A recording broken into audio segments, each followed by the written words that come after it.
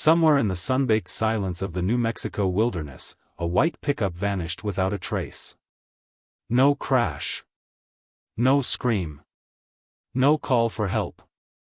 Just the echo of two brothers' laughter swallowed whole by the earth. By the time Officer Brooks Wallace reached the edge of the Whispering Hollow Trail, his K-9 partner Dozer was already on edge, ears perked, tail low, the way he got when something wasn't right. And after 15 years in law enforcement, Brooks knew better than to ignore his gut, or his dogs. The Carter brothers had been missing for over 36 hours. What was supposed to be a weekend cave exploration, just a short trip, had turned into something darker. Something wrong. No check-in. No cell signal. No return. Just silence. It wasn't like Ethan and Noah Carter to miss a call. They were serious about their hobby, cave diving, mapping uncharted systems, studying the geology of the Southwest. Both were locals, homegrown boys turned explorers, and well-respected in the amateur cave diving community. They knew what they were doing. They didn't take stupid risks. Which made their disappearance all the more chilling. The last anyone had heard from them was early Saturday morning. Ethan texted their mom before sunrise. Heading out now. Whispering Hollow System. Should be back by dusk. They never came back. By Monday morning, their family filed the missing persons report. And that's when Officer Brooks and Dozer were pulled in. Brooks crouched down and patted Dozer's side. "What is it, buddy?" he muttered. Dozer's nose pressed into the mossy ground near a cluster of sharp rocks.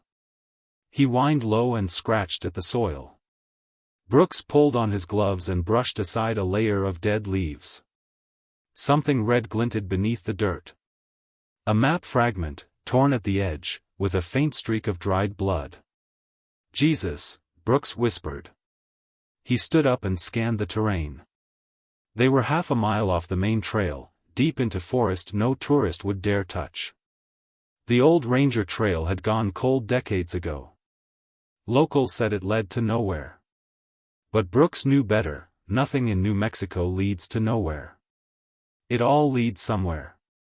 And sometimes, that somewhere doesn't want to be found. The Carter family was waiting back at the station. Mrs. Carter, hair pulled into a tight bun, knuckles white from wringing her hands, looked up when Brooks entered the room. "Well?" she asked. Brooks didn't sugarcoat it. "We found something. A torn map. Matches the paper brand Ethan uses. There was a trace of blood. A sharp inhale." Her husband placed a hand on her shoulder. "Could it be animal blood?" he asked. "Possibly," Brooks said, "but we're treating it seriously. We're sending it to the lab now." They didn't cry. Not yet. But something in their faces shifted, from fear to dread. That night, Brooks reviewed the file again. Ethan Carter, 28. Studied geology at Arizona State. Quiet, methodical. Wrote detailed expedition logs. Noah Carter, 25. Photographer. Liked to document their cave dives. Known for getting too close to the edge, both literally and figuratively. Two brothers chasing the edge of the earth. And the earth, it seemed, had finally swallowed them whole. Brooks leaned back and rubbed his eyes.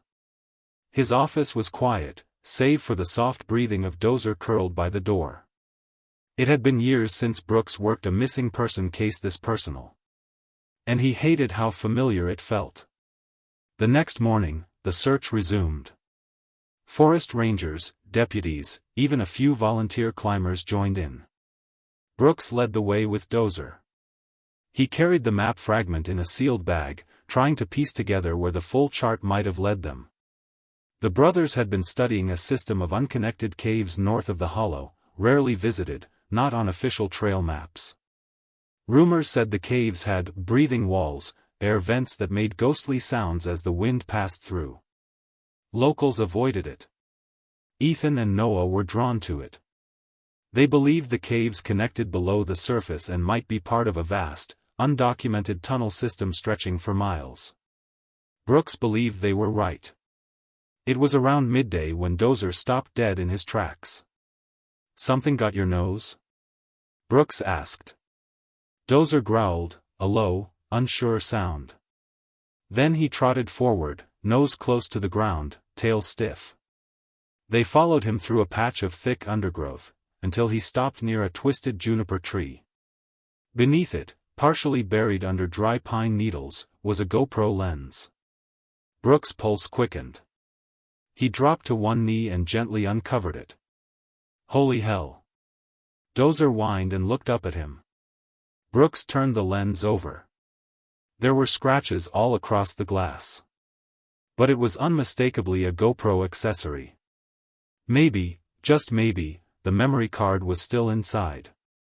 He opened the casing. It was there. Back at the sheriff's office, Brooks slid the card into the laptop slot and held his breath. The first video file was partially corrupted. Static. Blips of underwater footage. Then suddenly, Noah's voice.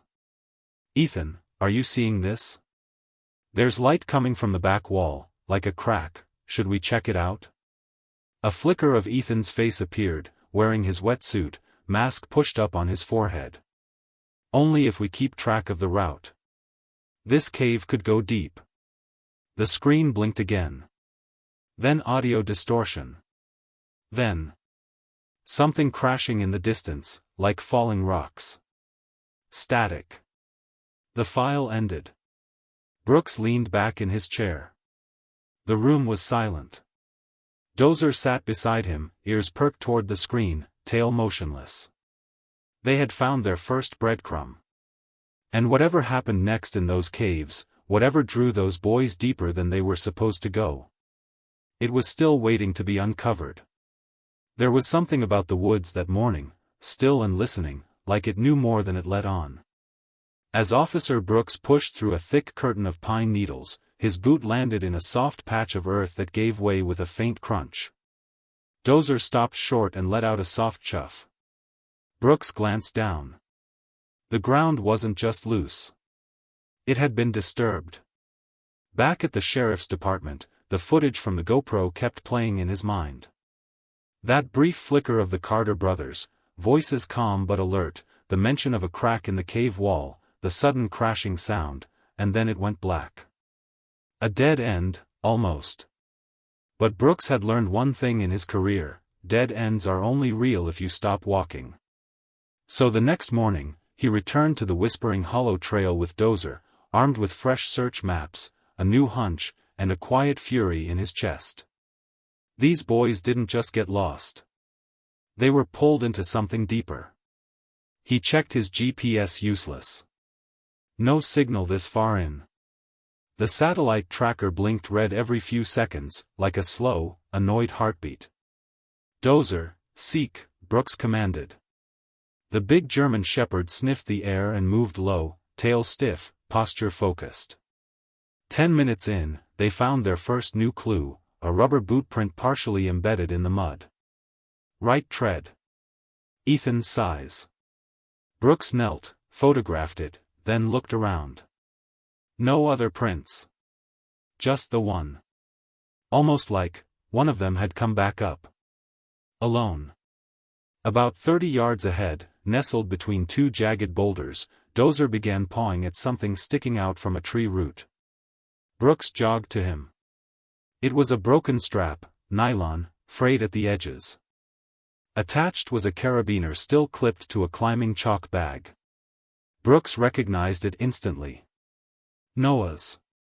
He'd seen the same gear hanging off the kid's belt in a photo on his mom's fridge. Brooks stood up and scanned the ridgeline. Something didn't add up. If they had entered the Whispering Hollow system from this direction, they would have parked nearby. But no vehicle had been found. No fresh tire tracks. No path wide enough for a truck to get through.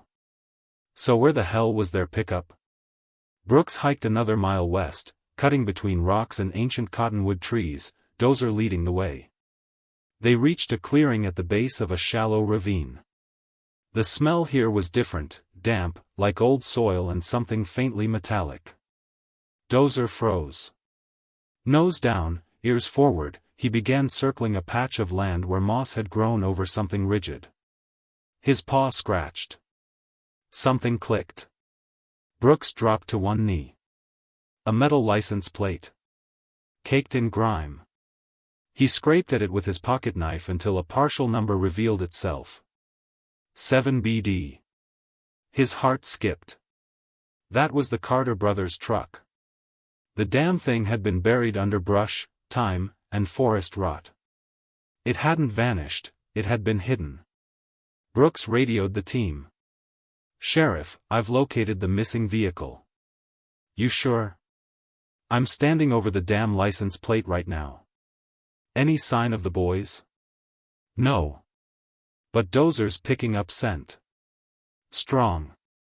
By the time the deputies arrived with excavation tools, Brooks and Dozer had begun clearing the overgrowth. Beneath a layer of pine and crumbling branches was the back end of a white Silverado, its tailgate dented, glass shattered. No signs of forced entry, though. The truck had clearly rolled or fallen into this spot, as if guided off a slope and wedged between trees. The driver's side door hung open.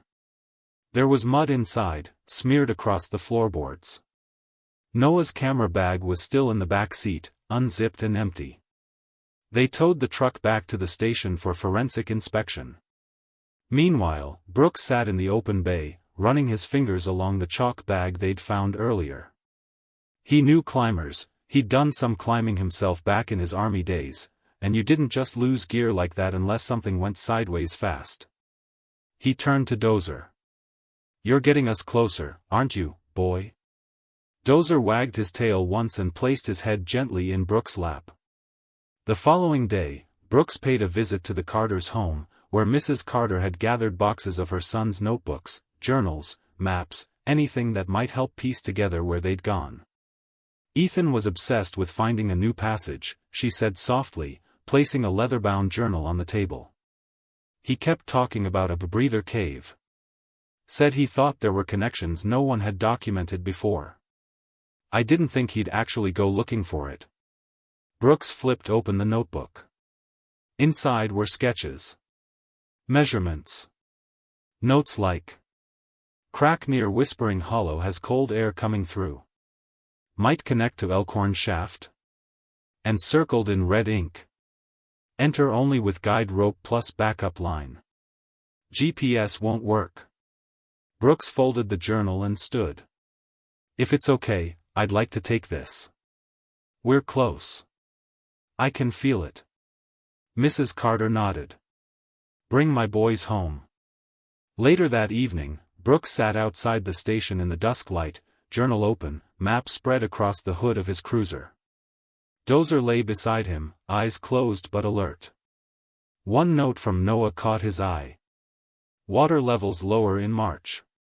Good visibility. Enter from secondary shaft behind waterfall, tight squeeze, but breathable. Ethan says he heard wind through rock." He tapped the pencil against the page.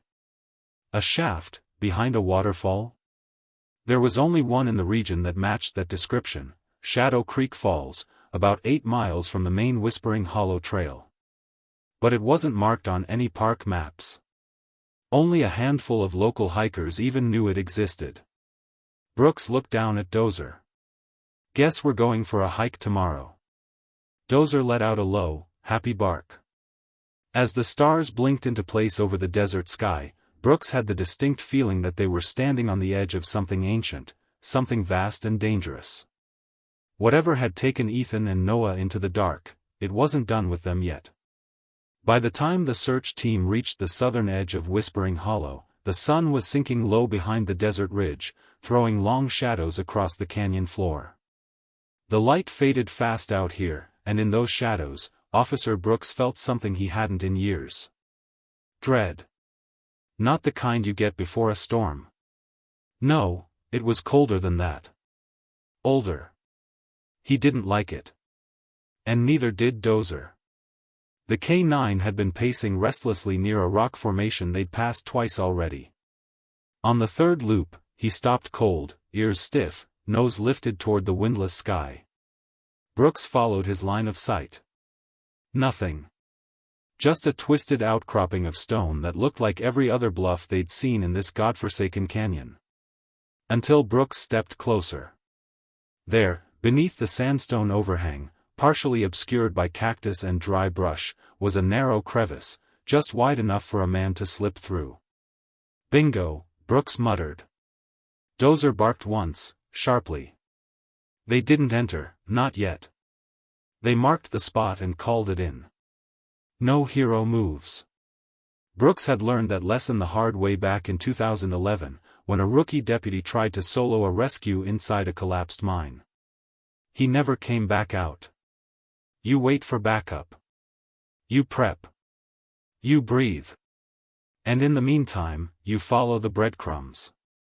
Back at camp, the team pored over the GoPro memory card again. The techs had recovered 2 more files overnight, though both were heavily corrupted. But one brief frame showed something that made Brooks' skin crawl. A faint handprint on the limestone wall, glowing faint green under UV light. Not paint. Not blood. But phosphorescent minerals, disturbed by a human touch, possibly in panic. I need to go back in, Brooks told the dive techs. Tomorrow. First light. Alone? One of them asked. Not alone, he said, glancing down at Dozer, who was now curled up by the tent, tail twitching. The next morning, the team returned to the crevice. Brooks strapped into his gear, helmet, comms, body cam, flashlight, sidearm.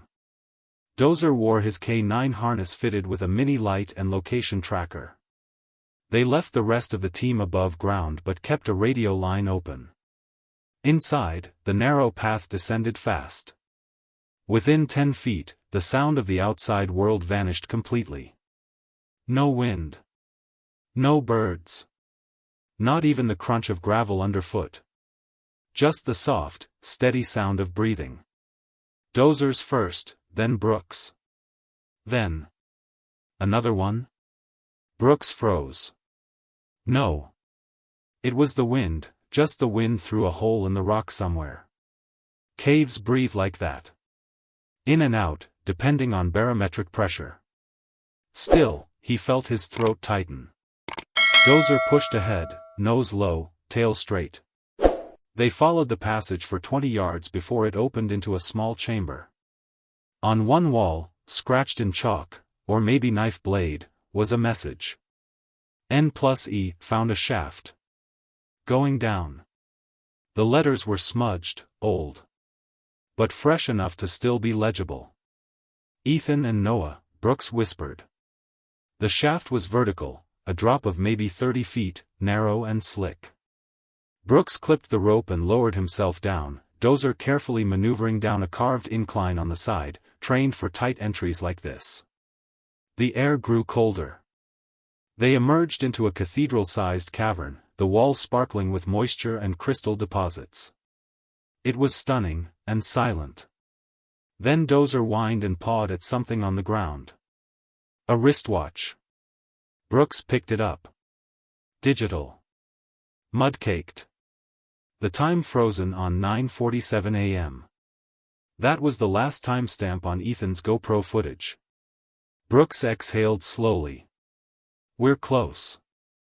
As they moved deeper, Brooks noticed the air becoming heavier, denser. The kind of air you feel in your lungs when a storm is coming. His flashlight flickered, then returned. And that's when Dozer stopped completely. He lowered his body, growling low, teeth barely showing. Then he whined, turned, and started backing away. Brooks hadn't seen that behavior since their narcotics raid in Roswell 3 years ago, when Dozer caught wind of an armed suspect behind a wall. It was a "don't go further" signal. Brooks turned his light ahead. At the far end of the chamber, half submerged in murky water, was the unmistakable shape of a vehicle grille. White. Scratched. Toyota emblem. Oh my God, Brooks whispered. He moved forward, slow and steady. Dozer followed at a distance. The truck had landed nose down in a shallow cave lake, partially hidden beneath fallen rock and algae. The license plate, barely visible, matched the Carter's report. Back on the surface, the camp erupted with activity. Brooks had radioed in the Discovery, requesting forensic divers and retrieval gear. But something was wrong. The truck was there. But the bodies were not. And neither were the backpacks, scuba gear, or phones. Only the vehicle. And one thing more. Tucked into the truck's driver's side door, soaked and muddy, was a single red compass, the kind hikers use. Etched faintly on the back. BC. Brooks blinked. Not Carter.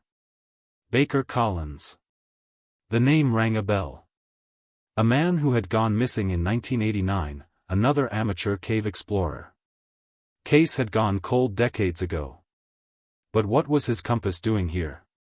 Brooks turned toward Dozer, who was staring now into the far wall of the cavern, where a narrow opening disappeared into blackness. It wasn't just one cave. This was a network.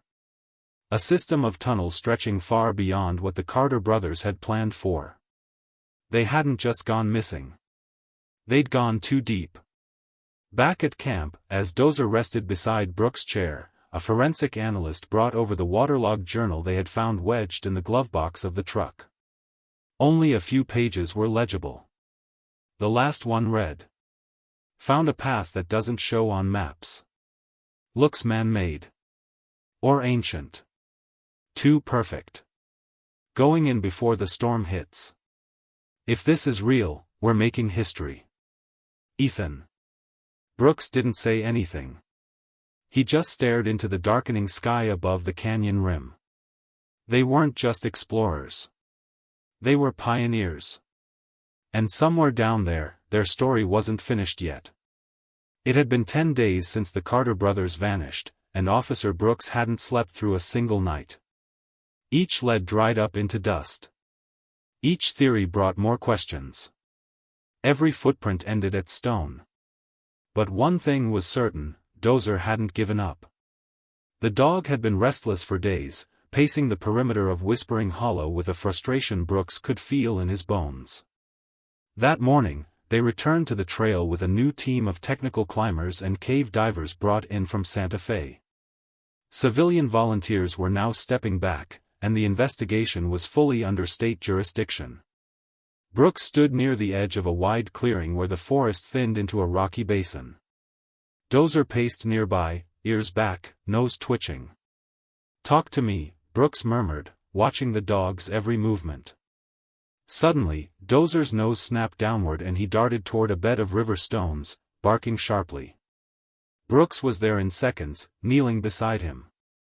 Buried in the mud and rock was a black neoprene glove, partially torn, fingers stiff.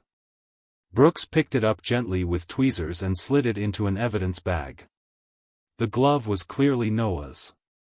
His initials were marked on the cuff in faded silver ink. But it wasn't the glove that made Brooks' stomach knot. It was what was next to it, a single muddy footprint. Large. Too large. Back at base camp, Brooks spread the evidence across the table inside the operations tent. The glove. The GoPro card. The torn map. The footprint, photographed and documented. One of the cave divers, a seasoned vet named Clay Delaney, leaned over the photo of the print. That's not either of the Carter boys, he said flatly. Wrong size. Wrong boot pattern. Brooks nodded. That's what I was afraid of. Could be an old print, Clay offered, though not convincingly. Or someone else was down there with them. Silence fell over the tent. The idea that another party, unknown, unregistered, might have been inside that cave system was terrifying. Especially if they hadn't left. The next day, they returned to a section of the hollow they hadn't fully explored yet, a side tunnel partially collapsed but still passable. Brooks went in with Clay and 2 divers.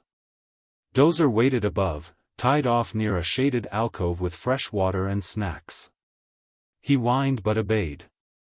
Brooks wasn't a diver himself, but he followed behind Clay through the initial crawlspace and into the dry portion of the cave. The air was damp and heavy, like a throat that never cleared. "Watch your footing," Clay warned, pointing to a slick descent. They made it about 300 feet into the shaft before finding something they hadn't expected.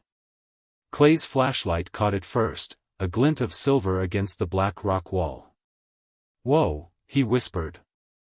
Embedded in the wall, half swallowed by limestone, was a small compass.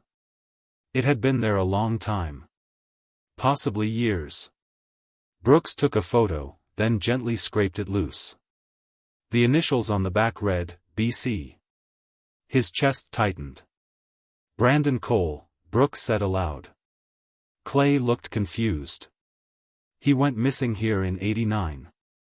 Same general area. Never found." "Damn," Clay muttered. This wasn't just about Ethan and Noah anymore. The cave was keeping secrets, and had been for a long time. Dozer's barking hit Brooks like a gunshot the second they resurfaced. The K9 was frantically pulling at his leash, trying to tear free from the anchor. Brooks sprinted up the incline, heart hammering. "What is it, boy? What's got you stirred up?" Dozer whined, turned, and began pawing at the slope behind the tree line, where the rock face formed a natural ledge. Brooks followed, and there it was. A muddy tail light. Just barely visible. He scrambled up, rocks sliding beneath his boots, and brushed away a thick mat of vines. There, twisted sideways into the earth, was a white pickup truck, half submerged in a sinkhole. The recovery took the rest of the day. A crane couldn't reach it, and a winch system had to be rigged up. But the truck didn't budge. It was wedged deep. "We'll have to dive in," Clay told the team. "Sinkholes connected to the lower shaft." Brooks stared into the black water pooling beneath the truck's chassis. "Go slow," he said. "This isn't just a recovery. It's a crime scene." Two divers suited up and descended at sunset. Dozer lay at the edge, unmoving, eyes locked on the hole. 40 minutes later, the divers returned, faces pale, gear dripping. "There's equipment down there. Dive gear. Backpacks. Cameras. All scattered like they tried to get out." "Bodies?" Brooks asked. "Not yet," one diver said. "But we're close." That night, Brooks sat alone with the evidence spread in front of him again. Dozer lay by his feet, ears twitching in his sleep. The glove. The camera lens. The map. The compass from 1989. Now a pickup truck hidden in a waterlogged grave. And still no sign of the brothers themselves. What had started as a rescue was looking more and more like a burial. The following day, divers returned to the shaft. They found something new, a second memory card, tucked into a waterproof housing, jammed between the rear seats of the truck. Back at the mobile HQ, they played it. The footage was raw, shaky. The last known images of Ethan and Noah alive. They were arguing quietly inside the cave. "This isn't on the map, Ethan," Noah whispered. "We need to go back. We're right there. Look at this formation. It's real. You're not listening, there's no signal. I don't like this." A long pause. Then the camera turned toward a vertical crevice, barely wide enough to squeeze through. "Noah, what is that sound?" A low moan, like the earth itself breathing. Static. The screen went black. Brooks didn't sleep that night. He sat by the fire pit outside the HQ tent, staring at the stars, wondering just how deep those caves really went. Dozer lay beside him, head on his boots, eyes open and alert. There was something inside that cave. Something that didn't want to be found. And yet, Brooks knew they were getting closer. Too close, maybe. But he and Dozer weren't backing down. Not until they brought the Carter brothers home. Or at least uncovered the truth, no matter how dark it turned out to be. The storm rolled in faster than expected. Thunder cracked overhead as Brooks squinted through the dense tree line, shielding his eyes from the pelting rain. Dozer, soaked but alert, didn't flinch. His eyes were locked ahead, unblinking, on something half buried in the brush. Brooks followed his gaze. It was metal. Round. Rusted at the edges but unmistakably modern. He crouched down and wiped it clean with his gloved hand. A wheel rim. Brooks' heart stuttered. In the middle of the forest, far off any map trail, where the land dipped suddenly into a narrow ravine, they'd just found part of a vehicle. And if the hunch was right, it wasn't just any vehicle. He called it in. Within 90 minutes, the sheriff's office had mobilized a full team, drone operators included. By sundown, they'd located the rest of it. The Carter brothers' white Ford Ranger pickup lay mangled and waterlogged at the bottom of a collapsed limestone shaft, wedged between two rock walls like a cork in a bottle.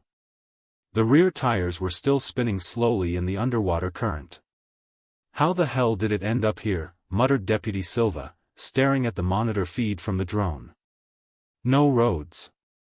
No skid marks. No signs of a crash. Brooks didn't respond. He was too focused on the sonar scan. What looked like dive gear floated freely inside the truck bed. Tanks. Fins. A duffel bag with a waterproof camera case cracked open. But there were no bodies. That night, Brooks sat alone in his truck, going through the footage recovered from the GoPro memory card they just pulled from the dive bag. The footage was grainy, but there was no mistaking the voices. "This is nuts," Noah laughed, his voice bouncing off the rocks. "I think we just found something no one's seen in 100 years. "Keep filming," Ethan replied, his tone tense. "There's a breeze coming through here, means air tunnels.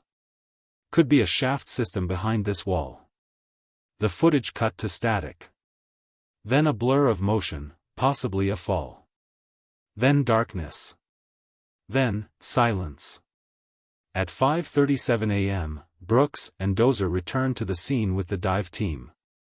Sunrise filtered through the trees, casting a golden hue over the wet earth. Dozer paced back and forth along the rim of the sinkhole. His nose twitched. Then, without warning, he barked twice and sat still, pointing his head toward a dense thicket off to the left. Brooks followed, heart pounding. 20 feet in, half hidden by vines and damp leaves, they found something chilling. A handheld compass, its casing cracked but the initials still legible. BC. Brooks froze. That wasn't Carter. He knew the name. Benjamin Clay, an explorer who vanished in 1989 while surveying unmapped caves west of the Hollow. His disappearance had never been solved. No trace, no gear, no remains. Until now. Brooks pocketed the compass, mind racing. Was this place deeper than anyone thought? Recovery efforts began later that morning. The terrain was unforgiving, steep, slick, and too unstable for a helicopter lift. The dive team opted for a descent through a narrow water-fed tunnel that opened beneath the truck's position. 2 hours in, the radio crackled to life. "Sheriff's office, this is Diver 1. We've located 2 human remains. Inside the vehicle." Brooks closed his eyes. Position? Driver side, front. Passenger leaning across. Looks like they were holding each other. The team went silent for a beat. "We're marking the site. Starting retrieval. Proceeding with care." Brooks didn't say a word. He just stared at Dozer, who sat beside him now, head bowed. The recovery took nearly 6 hours. The Carter brothers' bodies were removed carefully, their dive suits still zipped, regulators nearby. The forensic team confirmed what Brooks had already suspected: they had survived the fall. But not the aftermath. There were signs they'd used their gear, oxygen levels indicated several hours of attempted survival. But the vertical shaft had no ledges, no shelves, no way out. Just 60 feet of smooth, sheer rock and bone-chilling water. Hypothermia. Exhaustion. Drowning. In that order. Later that evening, Brooks returned to the site alone. The crew had packed up. The tape had been removed. But the silence remained. He stood at the edge of the sinkhole, flashlight beam bouncing off the slick walls below. Dozer lay nearby, eyes fixed on the water. Brooks held up the compass again.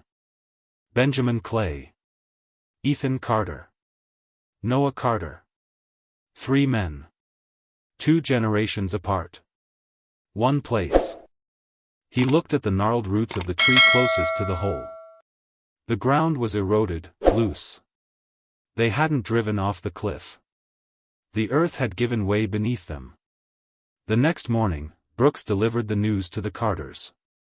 Mrs. Carter didn't cry. Not at first. She simply asked, "Did they suffer?"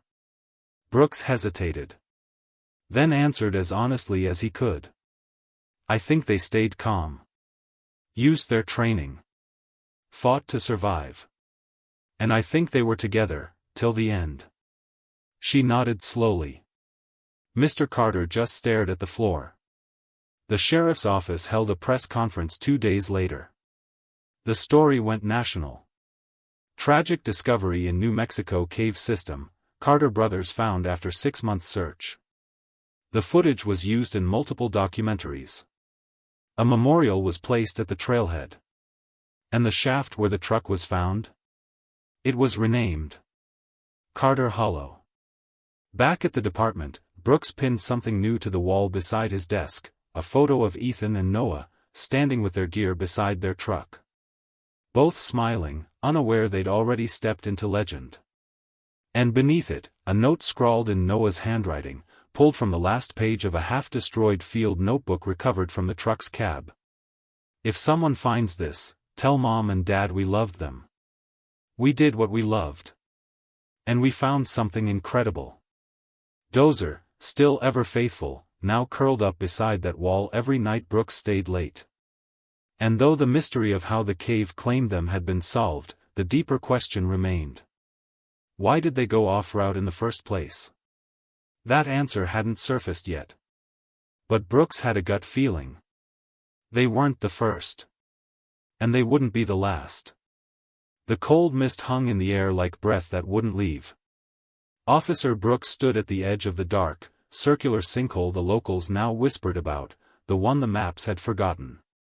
It was eerily silent, except for the rhythmic breath of his loyal K-9 partner, Dozer, standing alert by his side. They had found it. Not just a cenote. The cenote. Hidden nearly 40 miles from where the Carter brothers were originally believed to have explored, this godforsaken hole in the earth had remained untouched for decades. A forgotten relic of time and terrain. Down there, beneath 100 feet of water and stone, was the Carter brothers' truck. Their gear. Their last stand. And now, it was time to bring them home. The recovery team was assembled by early dawn. Divers from the State Rescue Unit. Technical cave specialists flown in from Colorado. Brooks stood silently while the team suited up, his eyes never leaving the gaping maw of the sinkhole. The descent began at 6:04 a.m. Dozer paced near the edge, whining quietly. He had found the trail, again.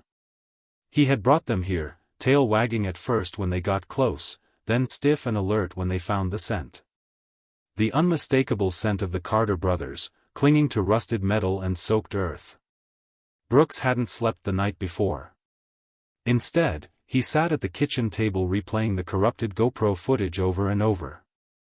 In it, Ethan's face had appeared briefly, grinning, hopeful. This might be the one, Noah. Then static. The screen froze. No more than 2 seconds of footage. But it was enough. That one clip told Brooks everything he needed to know. They hadn't been reckless. They were just explorers, and the earth, once again, had taken more than it gave. The divers surfaced around noon. Their eyes said everything before their mouths could. "We found them," the lead diver said softly. "Inside the truck. Still buckled in." Brooks closed his eyes. For a moment, the only sound was the wind rustling through the brush. "They were holding each other," the diver continued. "Looks like they survived the crash, maybe even for a few hours. There were oxygen tanks in the back. One was half full."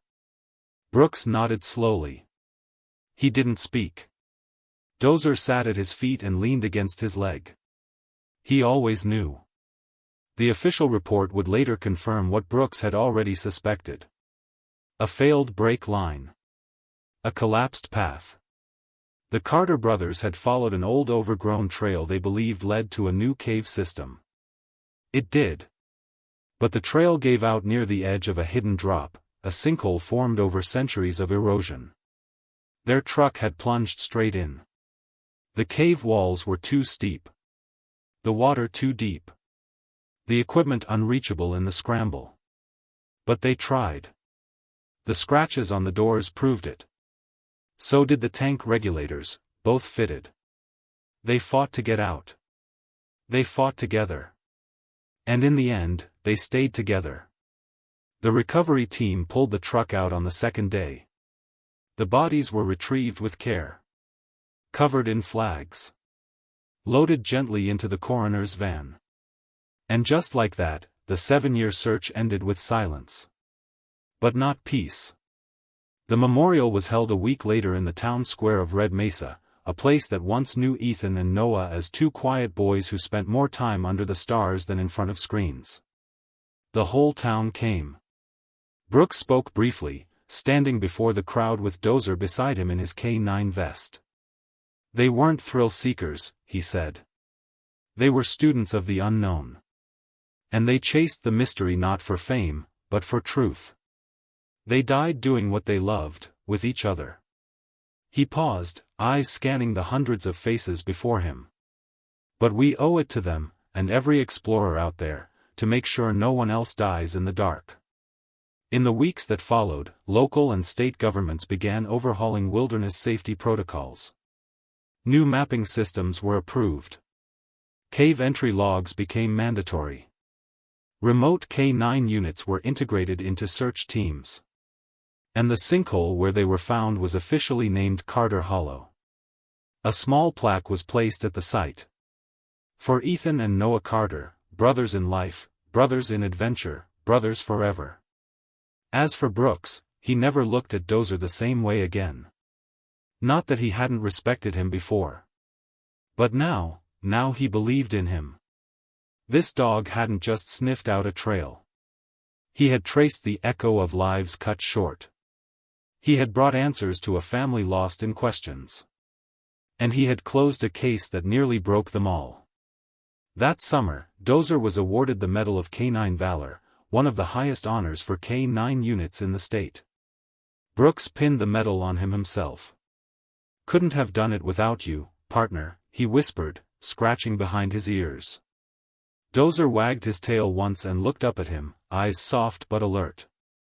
There were still more trails out there. In the end, Brooks retired quietly the following fall. He kept Dozer, of course. Bought a small house near the mountains. Took up hiking. Every now and then, they'd walk past the trailhead leading toward Whispering Hollow. Dozer would sniff, pause, then keep walking. No fear. No regret. Only respect. Sometimes, late at night, Brooks would take out the old file again, the one with the Carter case stamped across the top. He'd flip to the back. To the printout of that final GoPro still, Ethan and Noah standing side by side, gear-strapped, grinning like kids about to change the world. And in that stillness, Brooks would whisper. "You did it, boys. You made history. Just wish we'd found you sooner.